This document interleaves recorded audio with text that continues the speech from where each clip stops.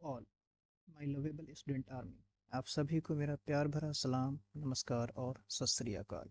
Where you will learn detailed explanations and concept building biological contents from basics to mastery. This is the second lecture of the Sikandar series of life process class 10th.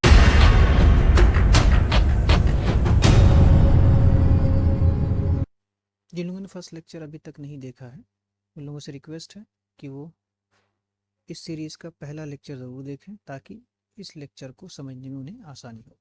ठीक है, now बिना आपका time waste किए हुए हम इस second lecture को start करते हैं। सबसे पहले बात करते हैं न्यूट्रिशन की। Intake of food and its utilisation by an organism for growth, development, production of energy etcetera. Organism जो फूड इनटेक करता है और उसका यूटिलाइजेशन करता है अपनी ग्रोथ के लिए, अपने डेवलपमेंट के लिए और एनर्जी की प्रोडक्शन के लिए, इस प्रोसेस को कहा जाता है न्यूट्रिशन। ओके, नाउ बात करते हैं what is the need of nutrition. Nutrition growth के लिए रिस्पॉन्सिबल होता है। न्यूट्रिशन से हमें एनर्जी मिलती है। न्यूट्रिशन से अगर सेल इंजर्ड हो गई है तो उसकी रिपेयरिंग हो जाती है। न्यूट्रिशन से हमें प्रोटेक्शन प्रोवाइड होता है और न्यूट्रिशन से जो सेल के अंदर के केमिकल कंपोजिशंस हैं उनका भी मेंटेनेंस होता है। ठीक है, नाउ बात करते हैं न्यूट्रिएंट्स की। फूड के वो कंपोनेंट जो इसेंशियल होते हैं और वो ऑर्गेनिक या इनऑर्गेनिक दो तरीके के हो सकते हैं, उन्हीं को हम न्यूट्रिएंट्स कहेंगे। ठीक है, the word it is essential organic and inorganic chemical substances that are the component of food is known as nutrients. Example के तौर पे कार्बोहाइड्रेट है, प्रोटीन है, विटामिन्स हैं, सॉल्ट हैं। ठीक है, ये सारी चीज़ें न्यूट्रिएंट्स कहलाती हैं। नेक्स्ट बात करते हैं types of nutrients. Mainly nutrients तीन तरह के हो सकते हैं। पहला है एनर्जी प्रोवाइडिंग न्यूट्रिएंट्स। एग्जाम्पल उसमें है आता है कार्बोहाइड्रेट्स और फैट, दोनों एनर्जी प्रोवाइड कर सकते हैं। ठीक है, दूसरा है body building nutrients, proteins and minerals, salt. और तीसरा है रेगुलेटरी न्यूट्रिएंट्स या फिर protective nutrients, example vitamins and minerals. ठीक है,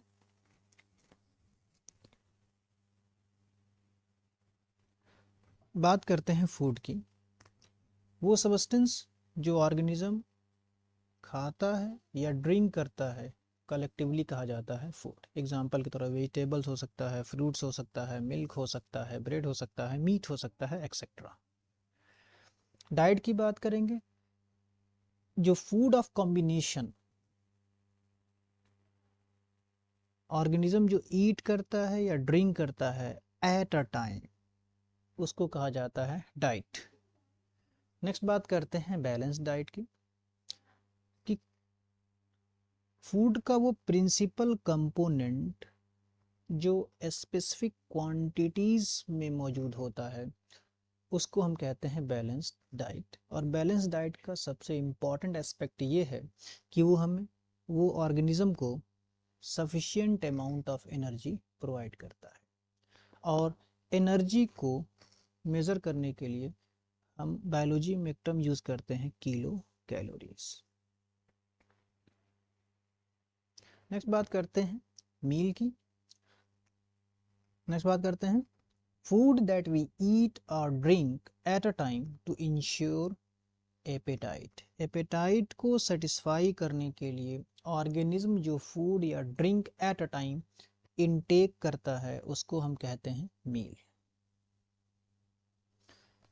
अब बात करते हैं मोड ऑफ न्यूट्रिशन की। तो मेनली न्यूट्रिशन जो है दो तरह का होता है, एक होता है ऑटोट्रॉपिक न्यूट्रिशन और दूसरा होता है आपका हेटरोट्रॉपिक न्यूट्रिशन। ठीक है, ऑटोट्रॉपिक न्यूट्रिशन में ऑर्गेनिज्म अपना फूड सेल्फ प्रिपेयर कर लेता है फ्रॉम रॉ मटेरियल्स, यानी ऑर्गेनिज्म इनऑर्गेनिक सब्सटेंस का यूज़ करके या ऑर्गेनिक केमिकल का यूज़ करके वो ऑर्गेनिक मटेरियल्स का फॉर्मेशन करता है। ठीक है, एग्जाम्पल के तौर पे CO2 combined with H2O in presence of light with the help of chlorophyll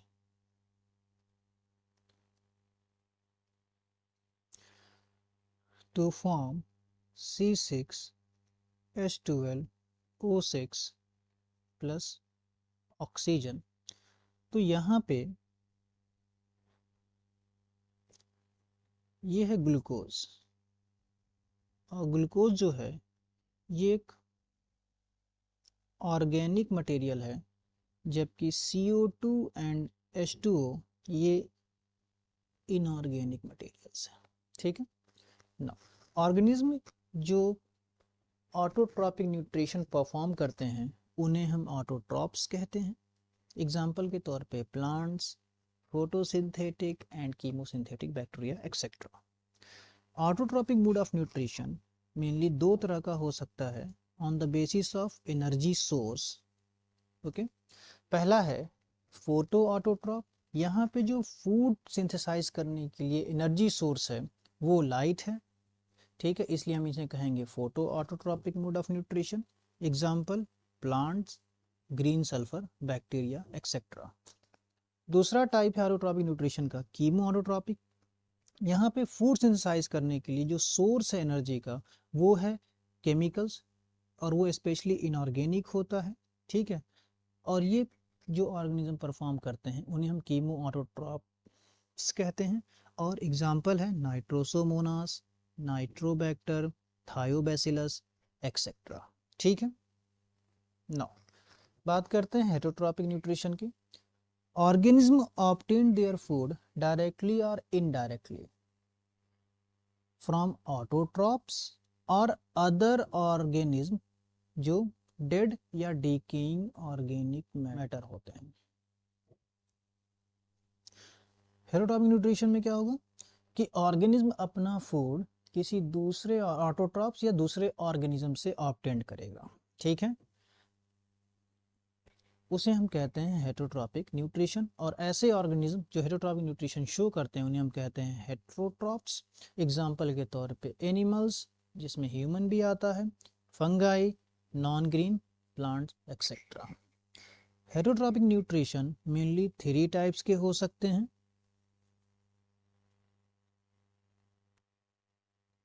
पहला है होलोजोइक।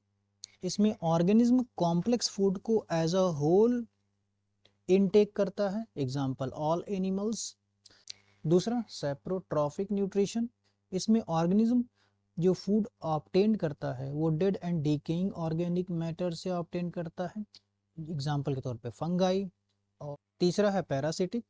इसमें वन ऑर्गेनिज्म जिसे हम पैरासाइट कहते हैं वो अपना डाइजेस्टेड फूड ऑब्टेन्ड करता है किसी अदर लिविंग ऑर्गेनिज्म से, जिन्हें हम होस्ट कहेंगे। ठीक है, और ये एक तरह का होस्ट पैरासाइट होस्ट रिलेशनशिप कहलाता है। पैरासाइट होस्ट रिलेशनशिप कहलाता है। इसमें एक पार्ट बेनिफिटेड होगा, यानी पैरासाइट ऑलवेज गॉट बेनिफिटेड, और होस्ट जो होता है वो ऑलवेज हार्मफुल इफेक्ट होता है उसको। ठीक है, तो इसलिए इस तरह कॉम्बिनेशन को हम पॉजिटिव निगेटिव रिलेशनशिप भी कहते हैं। ठीक है, एग्जाम्पल टेपवर्म है, प्लाज्मोडियम है, कस्कुटा है एक्सेट्रा। ठीक है, अब बात करते हैं steps in holozoic nutrition. Mainly holozoic nutrition में 5 स्टेप होते हैं: ingestion, digestion, absorption, assimilation and egestion. Ingestion का मतलब होता है intake of food, intake of food. Digestion का मतलब होता है breakdown of food, breakdown of complex food into simpler units. उसके बाद जो सिंपलर यूनिट्स का क्या होगा, एब्जॉर्प्शन हो जाएगा। सिंपलर यूनिट्स का क्या होगा, एब्जॉर्प्शन होगा with the help of body. Absorption के बाद उस फूड का एसिमिलेशन होगा। एसिमिलेशन के बाद जो अनडाइजेस्टेड फूड होंगे वो बॉडी के से आउट हो जाएंगे, ठीक है, बॉडी से आउट हो जाएंगे, ठीक है। तो this is the 5 main steps of holozoic nutrition. और ये जितने भी इनवर्टिब्रेट्स और वर्टिब्रेट्स हैं इन सब में पाया जाता है। बात करते हैं difference between autotrophic and heterotrophic nutrition में। सबसे पहले एनर्जी सोर्स, तो इसमें एनर्जी सोर्स लाइट हो सकती है यानी photo autotrophic mode of nutrition, और दूसरा केमिकल हो सकती है जिन्हें हम कीमोट्रॉपिक मोड ऑफ न्यूट्रिशन कह सकते हैं। इसमें कोई सोर्स नहीं होता। मोड की बात करेंगे, इसमें फोटोऑट्रॉपिक और ये होते हैं यहाँ पर कीमोट्रॉपिक। ये फोटोसिंथेसिस करते हैं, ये कीमोसिंथेसिस करेंगे। दूसरा ये ऑटोट्रॉप्स या other dead and decaying organic matter से क्या करते हैं, हेटेरोट्रॉप्स अपना फूड ऑब्टेन करते हैं।